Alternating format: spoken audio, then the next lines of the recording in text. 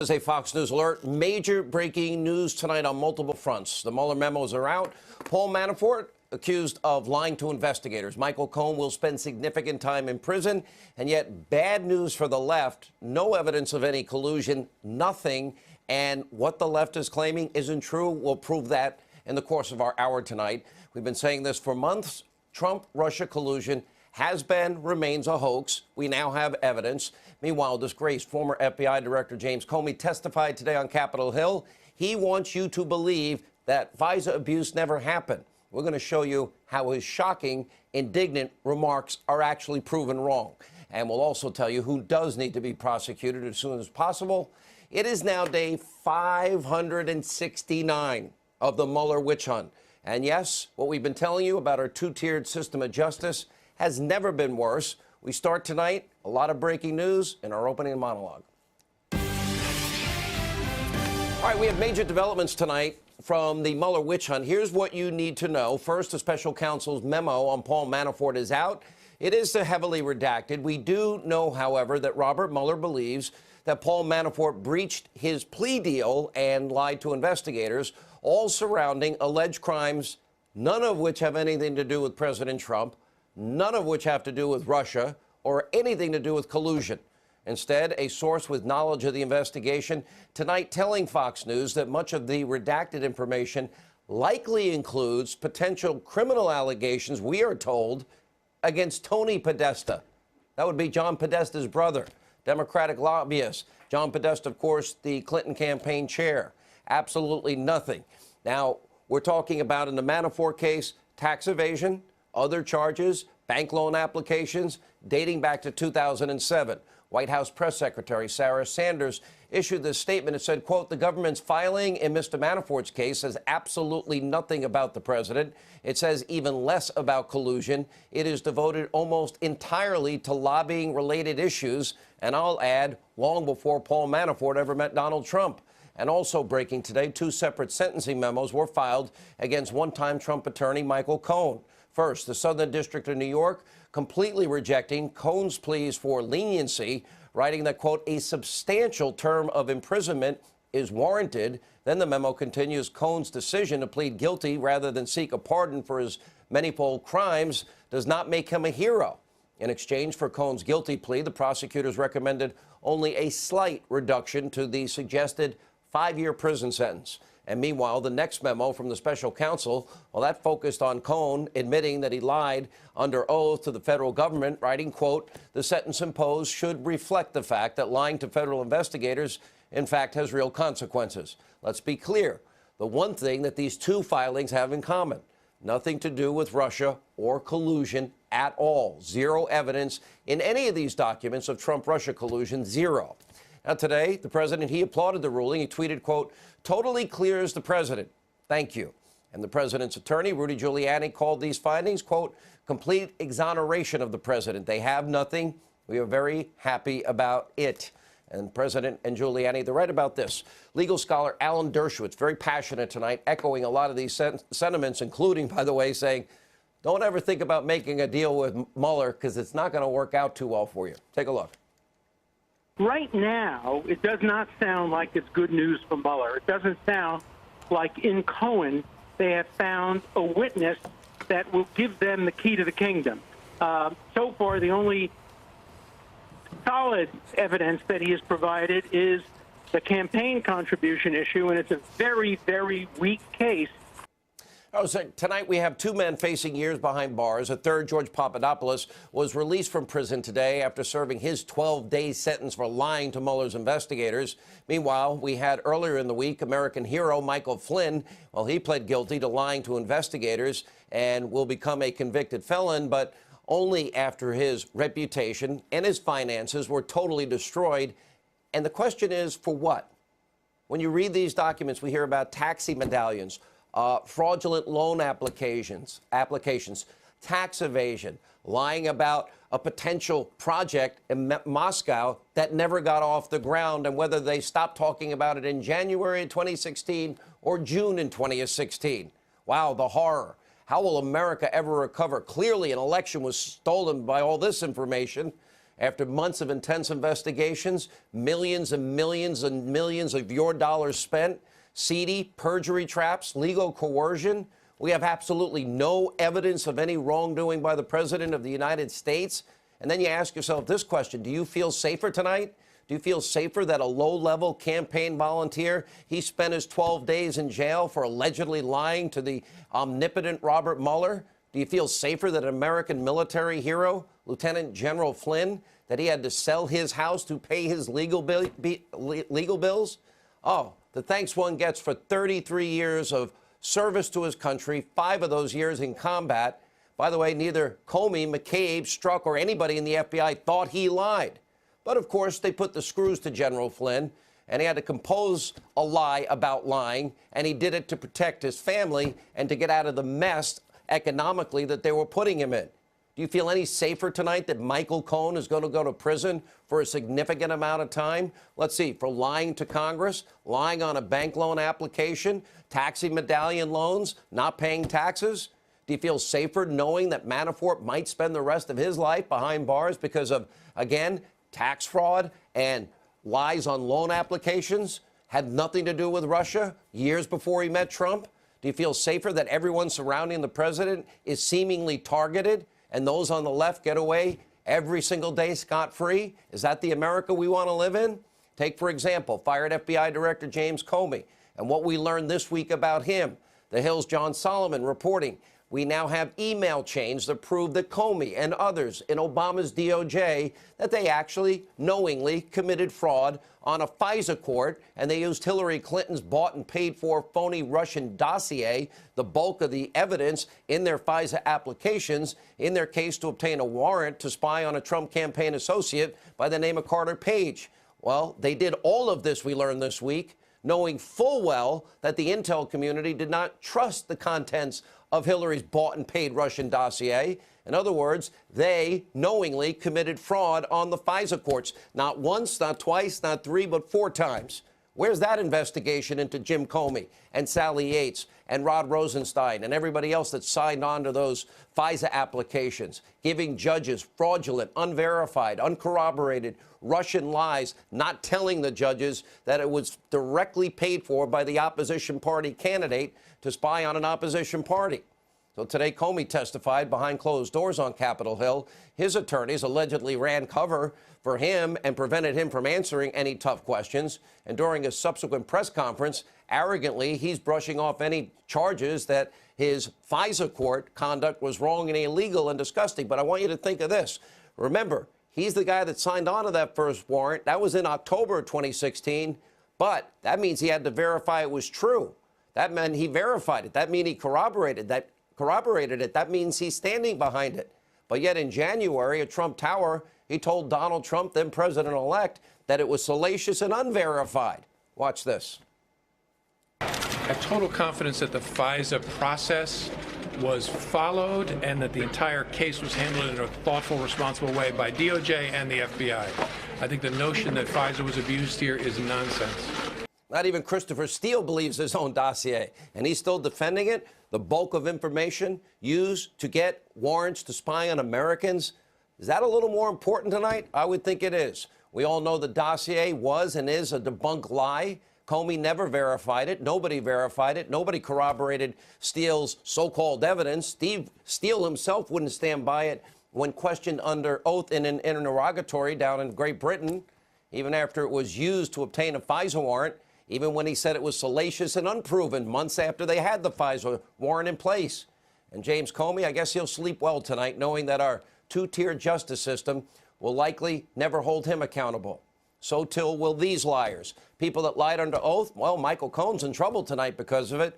What about Cheryl Mills, or Uma Abedin, or Bruce Orr, or Glenn Simpson, Christopher Steele, James Clapper, John Brennan, Andrew McCabe, Lois Lerner, Loretta Lynch, Eric Holder? Yeah, all those lied to authorities. They were never prosecuted, never even investigated in many cases. And let's not forget about James Comey. Remember, he lied to Congress under oath, but I doubt he'll get the Cohen treatment tonight.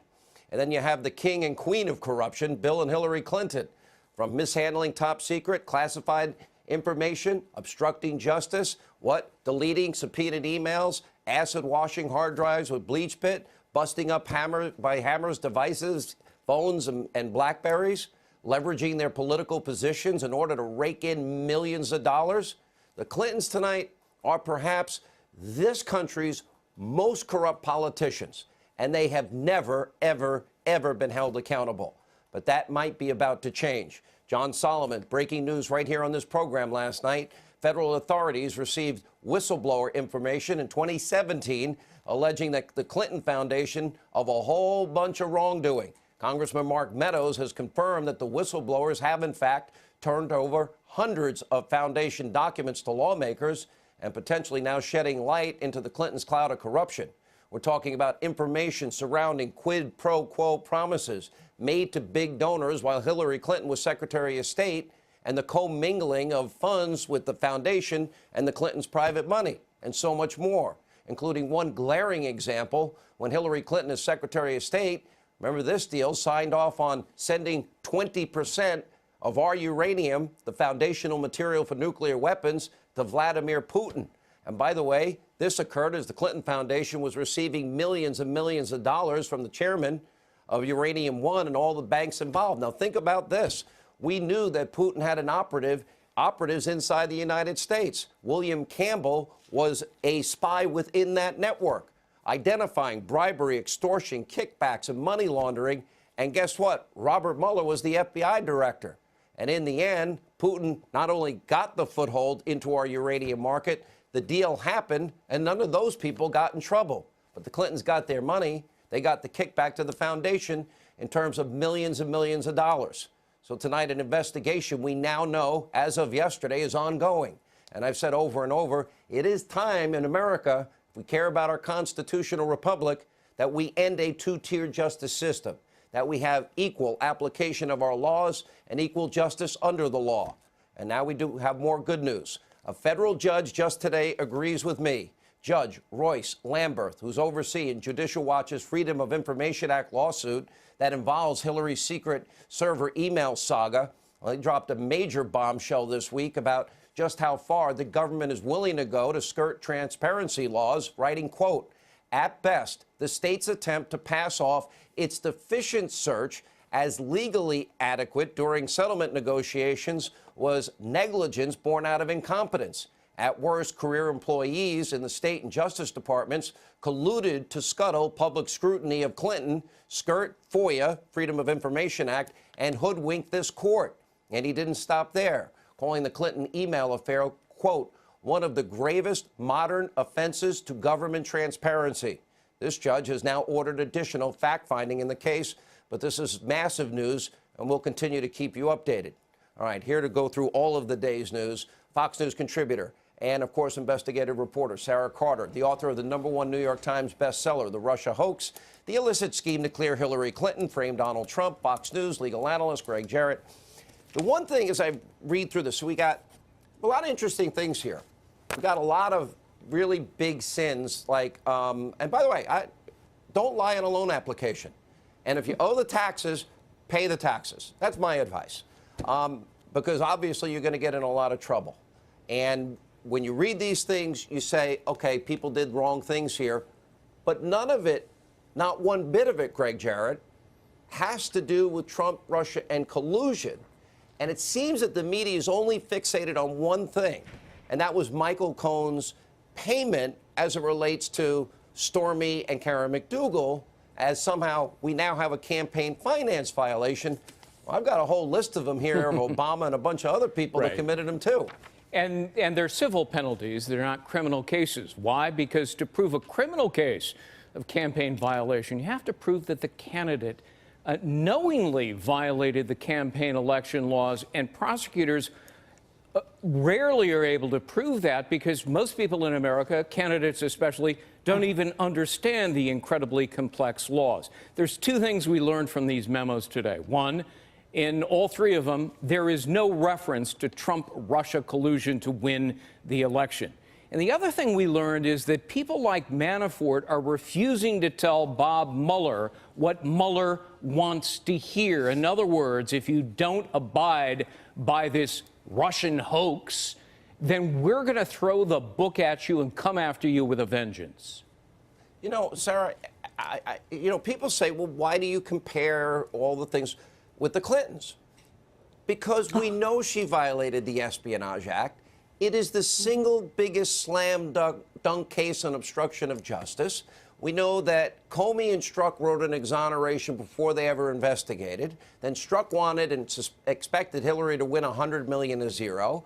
Then it gets into, well, they exonerate her for crimes we know they commit. She then pays for a dossier that actually had real Russian lies in there that were spread to the American people. But also, what we learned this week in John Solomon's column is that, in fact, the FISA courts, the FBI, and all those people that signed those FISA warrants, they knew that they probably were false. They did it anyway. That is a fraud on the court.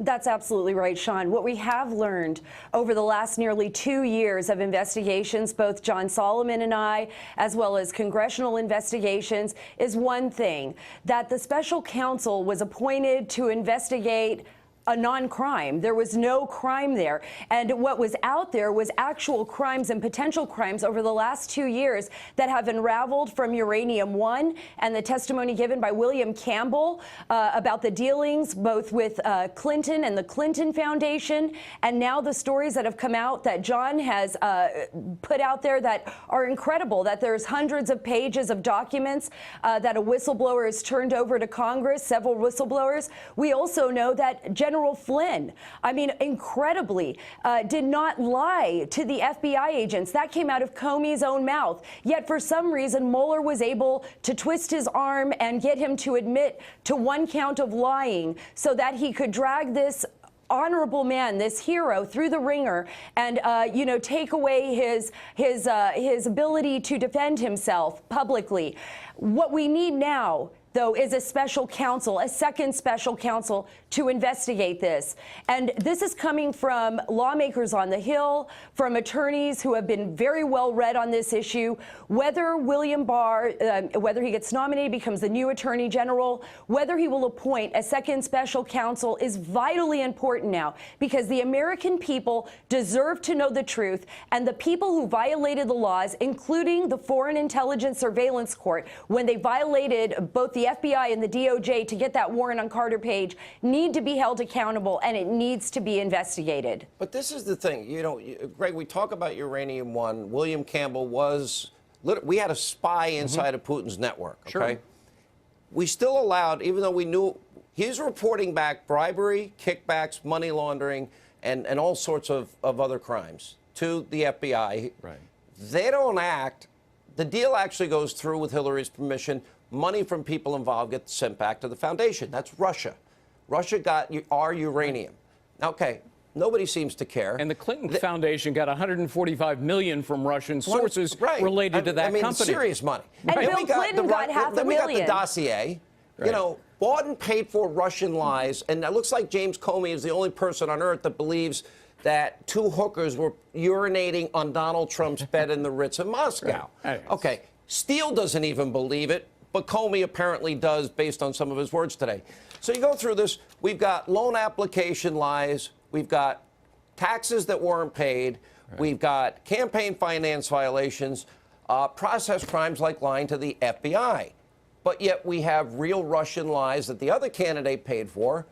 Nobody cares about that. Why? How is that possible? If there was any collusion, it was Hillary Clinton who paid for Russian information, fed it to the FBI and the Department of Justice to damage Donald Trump. And the FBI and DOJ ran with that. They used this phony dossier, and they knew it was fabricated, and the new emails that we'll get when they're declassified. Well, how many laws are broken when you lie to why do I think if I was stupid enough to lie to a judge? 6 felonies. You couldn't get me out of jail, and you're a pretty good one lawyer. of them's abuse of power, obstruction of justice, perjury, the list goes on and on. When you deceive a court and conceal evidence, you're lying to them, you're perpetrating a fraud. The Chief Justice of the U.S. Supreme Court, John Roberts, is in charge of the FISA court. He should order the presiding judge to hold a show cause contempt hearing. He's too busy hating on Trump, too, I guess. Bring Doesn't he appoint James all 11 Comey and FISA Sally court Yates judges? and Andrew McCabe and Rod Rosenstein before that court to say, explain yourselves. But we knew part of this. What John's blockbuster this week showed, we knew the part that they never told the FISA court that, in fact, Hillary paid for this document. They said it might have a political taint to it. That was as far as they went in a footnote. In a footnote. Right. Yeah. Okay.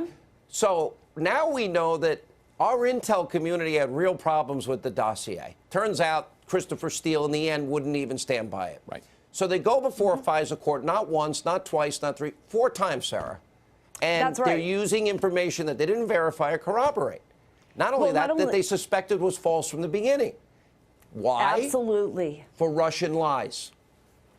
Absolutely. And another problem that the intel community has, Sean, and you know this based on stories we wrote over a year ago, was the fact that they were unmasking Americans. And when are they going to investigate who unmasked General Michael Flynn, Lieutenant General Michael Flynn, in those documents to the Washington Post? I mean, that's one of the most egregious violations in the intelligence community, is when you unmask an American's name. And we all believe we know where that came from. And it came from leakers within the government that wanted to push this type of collusion story forward, a false narrative. There wasn't even just that. Remember, over the 300 unmaskings that Samantha Powers was involved in, and all the other unmaskings, and the weaponization of the intelligence community.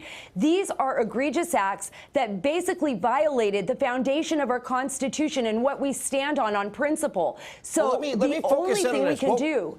One of the first articles you and John co-authored together had to do with surveillance, unmasking, the lack of minimization, and the leaking of raw intelligence. That is a crime that happened to General Flynn. That's where the perjury trap. They had the whole conversation, and they bring him in. He's like, he didn't even know he was being really interviewed. He thought he was being informed getting into his new position, so he didn't remember it perfectly. The FBI didn't think he's lying, but he's going bankrupt. He has to sell his house. They're threatening his kid or his family or somebody.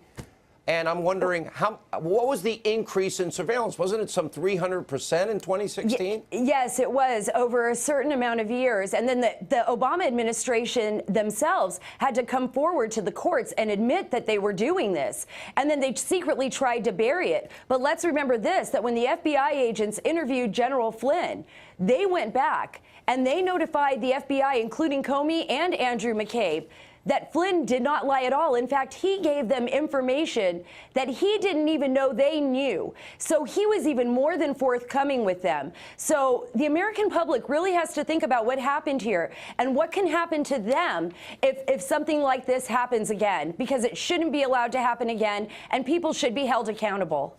All right, I want to go to a legal question for you, Greg. And by the way, I have it right here. Oh, Obama 2008 campaign fined $375,000 by the FEC for campaign violations reporting. Okay. But the one thing out of all of this, because they can't tie Donald Trump to the taxi medallion issue or the loan application issue or the fact that some people didn't pay all their taxes and were hiding income from the government through various, I guess, banking methods. Then so the media's are saying, well, Michael Cohen paid this money to buy the silence of these women, therefore it's a campaign donation or violation. And because it was on his behalf, and remember, Michael said he did it on his own originally. I think he changed his story, but on his own, not telling Donald Trump what he was doing, and then was paid back. Is there any law that was broken there? No. First of all, Donald Trump used his own money, and under the law, you're allowed an unlimited amount of your own money to your campaign. And second of all, in addition to that, you know, you're also able to skirt the campaign laws as a crime because you didn't knowingly break the law. And, you know, if Michael Cohen was filing faulty paperwork, that's what he did. Not Donald Trump. If the president, so Michael changed the story. Originally, I think he said January of 2016, Trump, Moscow, the tower they stopped any discussions of it. It never happened in the end. But then he said, no, it was actually June. So it went on longer than he originally said. Let's say he did continue. Let's say they built Trump Tower, Moscow. Is there any illegality in any of that? It's perfectly legal. Look, anybody can develop real estate in Russia or anywhere else. And this guy, you know, the president of the United States was a real estate developer. He backed out of the deal. He had a letter of intent, and then he said, sorry, I'm not going to exercise this. There's no evidence of any collusion with Russia that pertained to the election. There's So the no lessons secret are pay your bank account, taxes. no secret conveyance, no rendezvous in Moscow, none of that. And yet the lessons here media are and very liberals simple. claim collusion. Don't lie in your loan applications. Pay your taxes.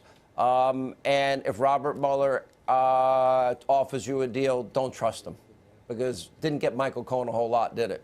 And there's not equal justice under the law. That we learned. Yeah, you should never trust Robert Mueller. If you get a subpoena, as I told somebody recently who got a subpoena, don't talk to Robert Mueller. Go immediately to a lawyer. And this is an individual who got a subpoena who knows nothing about any of this. But Yeah, that's don't pass what go and Mueller collect is $200, doing. go straight to jail. That's Right. what it Right. seems like.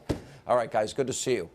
Greg and Sarah. All right, joining us now live with a report is our Washington Fox News chief intelligence correspondent, Catherine Herridge. She, like us, is, by the way, I read every bit of this today, and I was like, ready to fall asleep. Well, there was a lot to go through, and just to recap, Sean, for folks at home, we had two filings late today out of New York State, one from the U.S. Attorney for the Southern District of New York, and the other for the Special Counsel, recommending significant jail time, about 4 years and a $500,000 fine for Michael Cohen. There's one section that's getting a lot of attention tonight about Cohen and what he offered the Special Counsel on Russia, and it reads in part, Cohen provided the SCO, that's the acronym or the short form for the Special Counsel Office, with useful information concerning certain discrete Russia-related matters core to its investigation that he obtained by virtue of his regular contact with company executives during the campaign. Cohen provided relevant and useful information concerning his contacts with persons connected to the White House during the 2017-2018 time period. But the filings don't explain more about the nature of those contacts. It's also important to note that the U.S. Attorney filing is very dramatic in the way that it's written. And it reads in part, while many Americans who desired a particular outcome to the election knocked on doors, toiled at phone banks, or found any number of other legal ways to make their voices heard, Cohen sought to influence the election from the shadows. He did so by orchestrating secret and illegal payments to silence two women who otherwise would have made public their alleged extramarital affairs with individual one, who is then candidate Trump. Here in Washington, we also had a filing late today on the president's former campaign chairman. One of the documents was filed under seal, which means it is not public. The other was released publicly, but as you can see here, it's heavily redacted. And it makes the case that the lying Manafort is guilty of in the plea deal actually relates to his contacts with the White House, with the administration. It doesn't go to the issue of Russian coordination or collusion, Sean. What about there's one report, I've not been able to confirm it, anything involving any people connected to, say, John Podesta? Right. My colleague John Roberts was able to get some information this evening that the section that is sealed in the Manafort filing here in Washington has to do with Tony Podesta.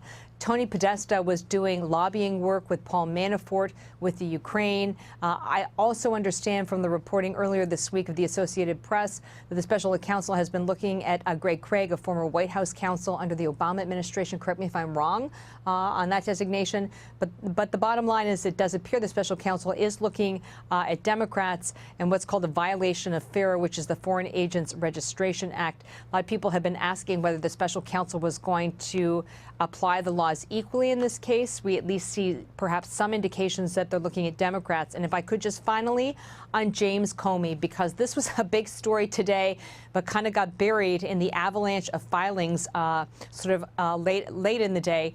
And Comey, as you know, was on Capitol Hill for this closed-door transcribed interview under oath for 6 hours.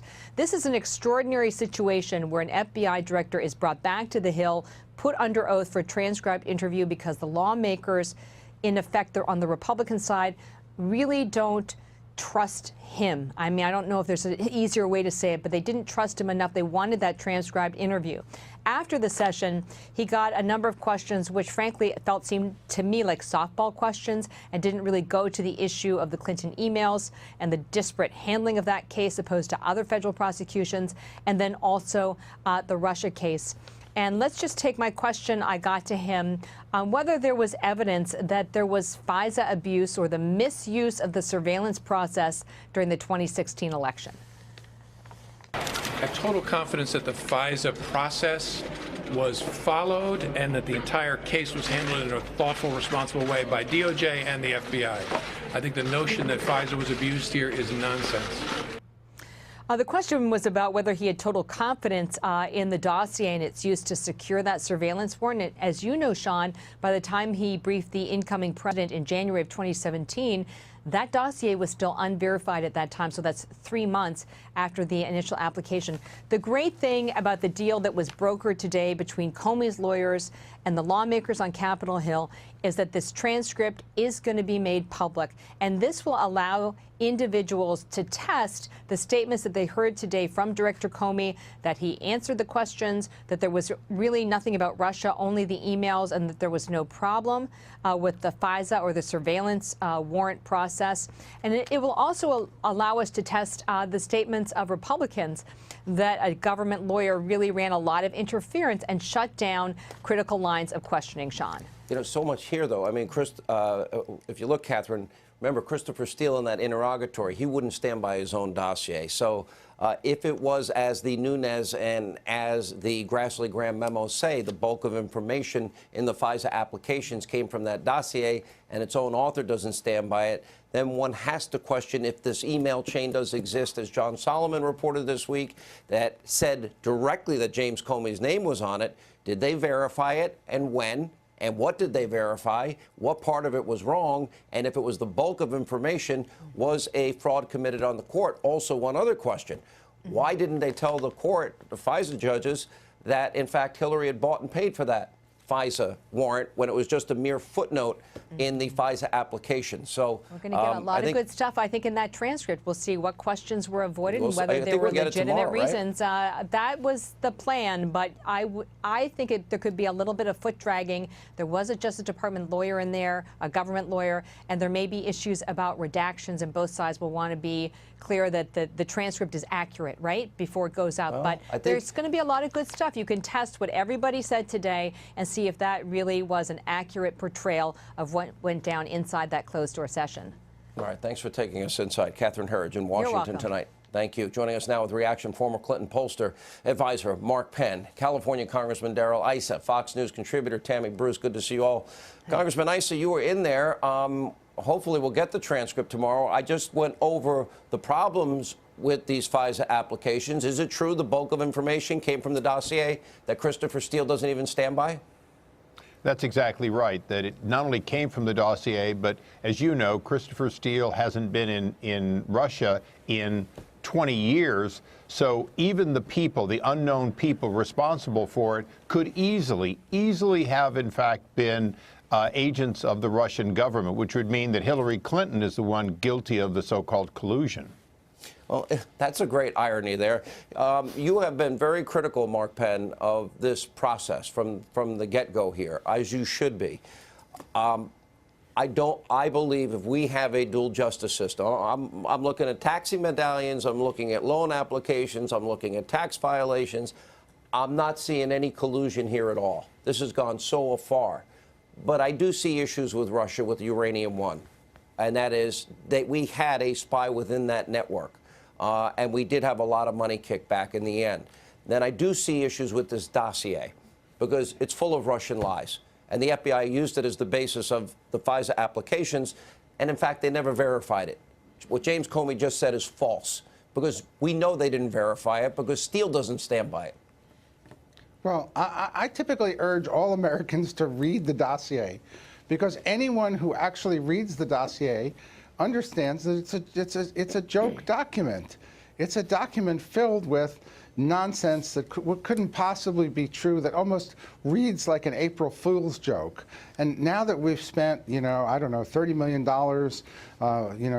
investigated almost everyone in a campaign in the administration, there's still no evidence of anything that one would call collusion, and certainly not related to the individual case. If anything, we're drifting more and more back to Monica Lewinsky days by talking about payments to Stormy Daniels and trying to take payments that are clearly not, campaign related under the definitions that have been ruled by the FEC, and try to turn those into crimes that you associate the president with. It's that whole creep of the special counsel to get the president all over again. And Tammy, it seems that Greg Jarrett explained it very well in terms of the law. And I watched the hysteria on TV, and they're saying campaign finance violations. Well, I've got campaign violations from '96 over here, and from 2008 over here, and from Bob Dole over here, and from Al Gore over here, and the biggest fine paid by Obama. My question to you is, as you look at where this has now gone, I mean, I feel bad for the men involved in the things that happened, but I feel that they're victims of what is selective prosecution and a political witch hunt that they got caught up in by no other reason that they like Donald Trump.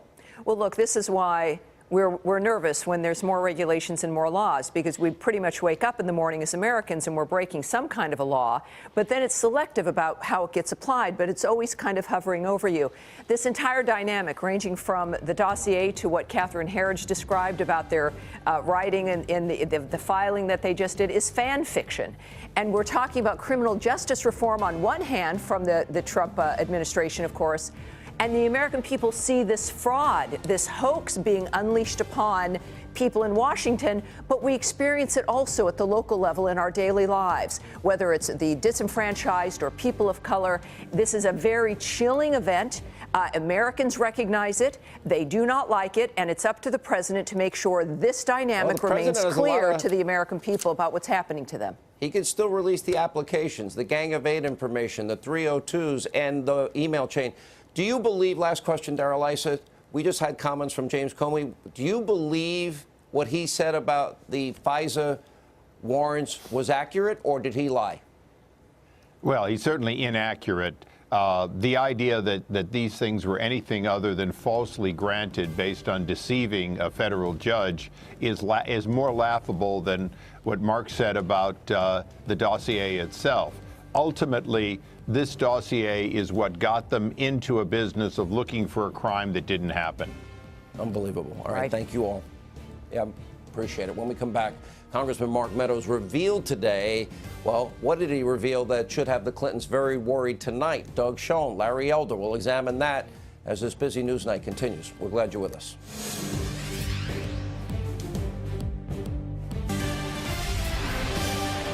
All right, so while the left in America loves to focus on the Mueller probe and phony Russia collusion, the Clintons, they always seem to get it passed, don't they? But maybe that's finally changing. Congressman Mark Meadows confirms that the Clinton Foundation whistleblowers have turned over what is hundreds and hundreds of documents that may shed a light on what is a criminal pay-for-play scheme, as John Solomon first reported here last night. Federal authorities received whistleblower evidence in 2017, 6,000 pages, alleging Clinton Foundation wrongdoing. Here now with reaction, former Clinton pollster Doug Schoen, radio talk show host Larry Elder is with us. You're friends with the Clintons at one point, Doug Schoen. They do. Listen, you got to give it to them. They do seem to skate every single time. Well, and my position is, if you're going to finish, as I think we should, the Mueller investigation, why wouldn't we want balance and to look at the issues that have been now credibly raised? I mean, I'm not passing judgment on anything, Sean. So you agree Uranium One is troublesome to you? Uranium One is troublesome. The phony Clinton bought and paid for dossier that Christopher Steele doesn't stand by, which became the basis for FISA warrant applications, those bother you? Yeah, they do. I mean, look, I've read the dossier, that it was ridiculous, put together by the Clinton campaign, paying millions of dollars for it, and used it as a basis for FISA warrants is a troubling thing to me that I think...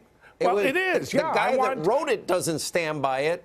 Our FBI, we now learned this week in John Solomon's investigative report, Larry Elder, not only that, our own intelligence community had questions, but they still used it as the basis and bulk of information to obtain a warrant to spy on a Trump campaign associate. Now, those are Russian paid-for lies. I thought we were worried about Russian interference. And take it a step further, those lies were disseminated to the American people to cause them to vote against Donald Trump.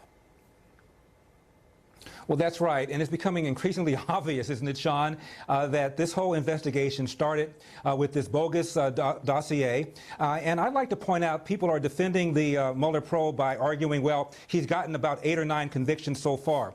Well, if the definition of a good special counsel probe is how many convictions you get, then the Clinton-Whitewater probe was a home run, a grand slam. They got 14 convictions, including the then sitting governor of Arkansas. And those convictions, Sean, had to do with the underlying purpose of the investigation, which was an alleged crooked real estate deal. These convictions that Mueller has gotten so far has nothing whatever to do with collusion or conspiracy or coordination by Donald Trump. So it's a whole thing has been weaponized against President Trump.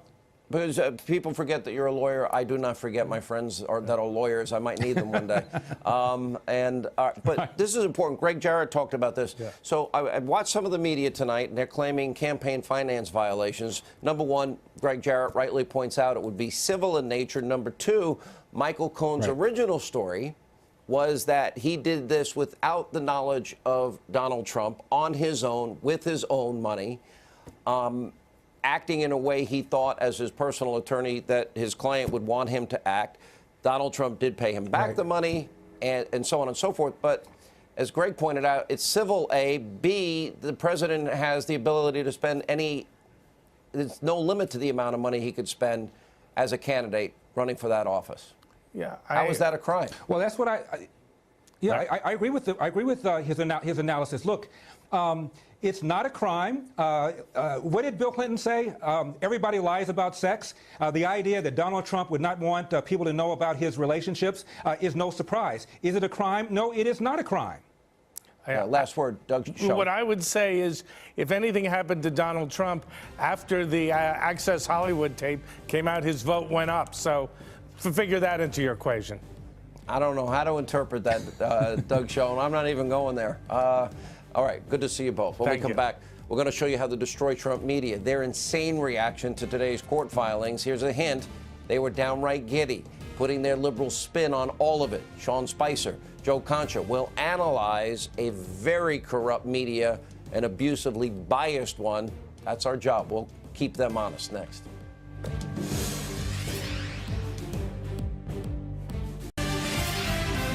All right, so the media predictably absolutely giddy about the Mueller nonsense memos, frankly, gleefully echoing the phony, the false talking point that Trump committed felonies. Well, he didn't. Take a look. In a lot of ways, it cannot be underscored that these memos really aren't about Cohen. I mean, they are about Cohen, but they really point to the president in a way we haven't seen before. This is the first time that federal prosecutors are accusing the president of the United States of having directed a crime. I'm willing to bet that there is good evidence that Trump had the requisite intent to commit this crime as well. Michael Cohen's 2 campaign finance felonies were directed by a person named as Individual 1. That person is Donald Trump. That means that Donald Trump also committed 2 felonies. The Department of Justice today, in the most explicit terms, said the President of the United States committed 2 felonies. Just said it right, came out and said it. All right, joining us now, the Hill's media reporter Joe Concha and American First Action senior advisor Sean Spicer. You know, what they're forgetting is Michael for a long time said that he did it without anybody's knowledge, Sean, and they did it on his own with an entity he created and didn't tell the president, and only later the president found out and paid the money back, which, by the way, the president, as Greg Jarrett and Larry Elder have analyzed tonight, would be perfectly able to do with his own funds, which is what ultimately he did pay him back. So what they're saying here is they want to believe one version of Michael Cohen that fits their narrative, but not remind people of the other narrative of Michael Cohen. Which one do you believe? Well, not only that, but if you read the complaint, I mean, it's ridiculous. I mean, they talk about Michael Cohen's taxi medallions, failure to pay taxes, a bunch of things that have nothing to do with Russia, nothing to do with collusion, and nothing to do with this campaign. And then you see some of these reporters say in the clips that you just showed that the Department of Justice said the following. It said nothing of the sort. And yet, to your point in your opening monologue, these reporters are so fixed on going after this president, they will literally make stuff up. It amazes me, for as much as they despise the term fake news, the clips that you just showed show the lengths to which they will go to make things up and attack and undermine this president. You know, Joe, I mean, in this, they go through a litany of crimes. They say that Michael Cohen should have substantial jail time. Talked about a side of Michael Cohen that his friends did not know about. Then they get to this part, and they take the version that is most recent about, well, at the behest of Donald Trump, he did these things, that the president was asking him to commit crimes, which is very different from what he originally claimed. Who should they believe? Well, we don't know, right? I think ultimately, Sean, the theme here from the very beginning has been the question of, did Donald Trump and campaign associates collude with Russian officials to change the outcome of the 2016 election? And if you don't connect that dot in the court of public opinion, nobody cares about this other stuff. And I have precedent on this. We all have it. It's just a matter of remembering it.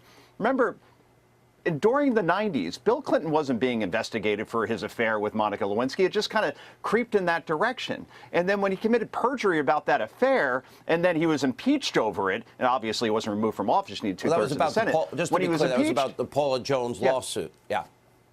Right, exactly. So it ends up being another thing altogether. And when that happened, Bill Clinton's approval shot up to 73% in Gallup. In other words, if Democrats overreach here and the media overreaches here on things that aren't collusion, no one's going to care. It's almost irrelevant. I understand their crimes, but unless it's the big thing that this thing has been based on from the very beginning, it doesn't matter. It was a very different story, Sean Spicer. And then they list a litany of crimes, and I feel sorry for Michael and Paul Manafort. These are human beings with families and lives here, and they want to believe the side that fits their narrative, not the fact that, oh, they say he did all these horrible things, but I'm going to believe there's one thing that he said here, not that contradicts what he previously had said. Well, right. I mean, there's two things that I think are important here. Number one, when you read both of the documents that the DOJ has put out tonight, both with respect to Manafort and with respect to Cohen, the underlying principle in both is that they lied. They didn't tell the truth. That's what they got busted for. Yeah. And you made the point earlier in the show. Don't lie. Don't cheat on your taxes. File the forms correctly. Yeah, and but that's what this is about. They didn't belong. And that's what they're getting busted for. This has nothing to do with the president. All right. Quick break. Right, more as this busy news night continues. All right, there are lessons to learn here. Certainly don't lie on loan applications, and be very careful when you pay your taxes, and make sure you pay all your taxes and follow the rules and the laws, etc. But the other thing to learn here is we have dual justice systems in America. Uranium One, the phonied Russian dossier. That is the story of tonight. Thanks for being with us. Have a great weekend, Laura.